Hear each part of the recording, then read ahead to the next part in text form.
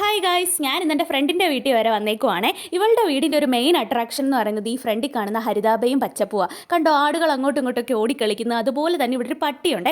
ഈ പട്ടി ആടുകളും കൂടെ ഭയങ്കര ഫ്രണ്ട്ഷിപ്പാണ്. ഞാൻ എപ്പോഴും ഇവരിങ്ങനെ കളിക്കുന്നതൊക്കെ നോക്കി നിൽക്കാറുണ്ട്. പിന്നെ എൻ്റെ കയ്യിലൊരു ബുക്കൊക്കെ ഉണ്ട്. അതെന്തിനാന്ന് ഞാൻ വഴിയാ പറയാം. നിങ്ങൾക്ക് ഇങ്ങനെ ഒരു ഫ്രണ്ട് ഉണ്ടോ ഗൈസ്? എപ്പോൾ വേണേലും കയറി ചെല്ലാൻ പറ്റുന്ന ഒരു ഫ്രണ്ട്. ഇവിടെ വന്നു കഴിഞ്ഞാൽ ഞാൻ ആദ്യം പോകുന്ന ഒരു സ്ഥലമാണ് ഈ ടെറസ്. ഇവിടെ കയറുമ്പോൾ എനിക്ക് പ്രത്യേക ഒരു പോസിറ്റിവിറ്റി തോന്നാറുണ്ട്. നല്ല വ്യൂ ഒക്കെയാണ്. അതൊക്കെ കഴിഞ്ഞപ്പോൾ എനിക്ക് ഇതേ മാളും അമ്മയും കൂടി ടാങ്ക് ഒക്കെ കലക്കി തരുന്നുണ്ട്.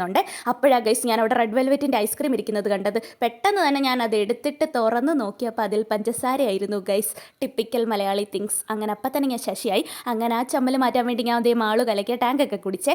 പിന്നെ നമ്മളിതേ നോട്ട് എഴുതാൻ വേണ്ടി ഇരുന്നിട്ടുണ്ട്. ഇരിപ്പം ഭാവമൊക്കെ കണ്ടാൽ തോന്നി ഇപ്പം അങ്ങ് എല്ലാം എഴുതുമെന്ന്. അങ്ങനെ എൻ്റെ പേന തെളിയാത്തതുകൊണ്ട് ഞാൻ അവളുടെ പേന എടുത്ത് ഇത് എഴുതുന്നുണ്ട്. അങ്ങനെ കുറച്ച് എഴുതിയപ്പോൾ ഞങ്ങൾക്ക് ഇതേ ബോറടിച്ചു ഗൈസ്. അങ്ങനെ ഞങ്ങളിതേ ആൻറ്റിയെ സഹായിക്കാൻ വേണ്ടി കുറച്ച് കോവയ്ക്കൊക്കെ പോയി പിച്ചാന്ന് കരുതി. അങ്ങനെ ഞങ്ങളിതേ ഒരു മെഴുക്കുരട്ടിക്കുള്ള കോവയ്ക്കൊക്കെ പിച്ച് റെഡിയാക്കിയിട്ടുണ്ട്. പിന്നെ നമുക്ക് ഇന്ന് ഉച്ചയ്ക്ക് വിഭവസമൃദ്ധമായ സദ്യയായിരുന്നേ. അങ്ങനെ നല്ലൊരു ഊണ് നമ്മൾ ഉച്ചയ്ക്ക് കഴിച്ചു. പിന്നെ ഞാൻ ടാറ്റ ബൈ ഒക്കെ പറഞ്ഞിട്ട് നേരെ വീട്ടിലോട്ട് പോയി.